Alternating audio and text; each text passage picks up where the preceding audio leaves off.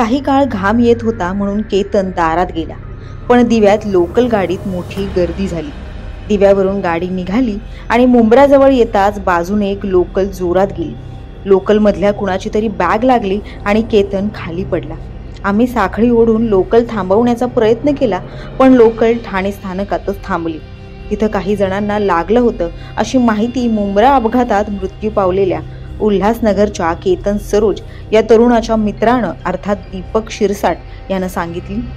केतन आणि दीपक रोज शहाड स्थानकातून लोकल पकडून ठाण्यापर्यंतचा प्रवास करायचे। 9 जून रोजी सोमवारी सकाळी मुंब्रा स्थानकाजवळ रेल्वेचा भीषण अपघात झाला।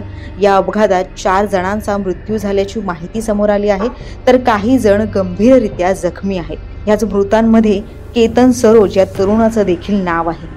या अपघाताबद्दल केतनचा मित्र आणि त्याच्या वडिलांनी नेमकी काय माहिती दिली आहे याविषयी सविस्तर या व्हिडिओच्या माध्यमातून जाणून घेऊया। नमस्कार, आपण पाहताय लोकसत्ता लाईव्ह। मुंब्रा येथे झालेल्या लोकल अपघातात मृत्यू पावलेल्या केतन सरोज हा 23 वर्षीय तरुण उल्हासनगरच्या कॅम्प 1 भागात तानाजीनगर परिसरात वास्तव्यास होता। केतन आपल्या आई वडील आणि 2 लहान भावंडांसह राहायचा।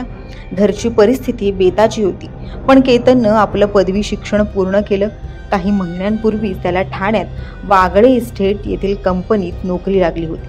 केतनचे वडील दिलीप सरोज हे विद्युत वस्तूंचे किरकोळ दुरुस्तीचं काम करत होते। केतनचे 2 भाऊ शिक्षण घेत असल्यानं त्याच्या कुटुंबाची जबाबदारी ही केतनवर होती अशी माहिती त्यांचे शेजारी राजेंद्र शिरसाट यांनी दिली आहे। माझा मुलगा दीपक आणि केतन सोबतच शहाड रेल्वे स्थानकातून दररोज लोकल पकडत होते। दोघेही सोबतच लहानाचे मोठे झाले, त्यामुळे केतनच्या जाण्याने आम्हाला मोठा धक्का बसला आहे असंही राजेंद्र शिरसाट यांनी लोकसत्ताशी बोलताना सांगितलं। अपघातानंतर आम्ही तत्काळ कळव्याच्या रुग्णालयात धाव घेतली।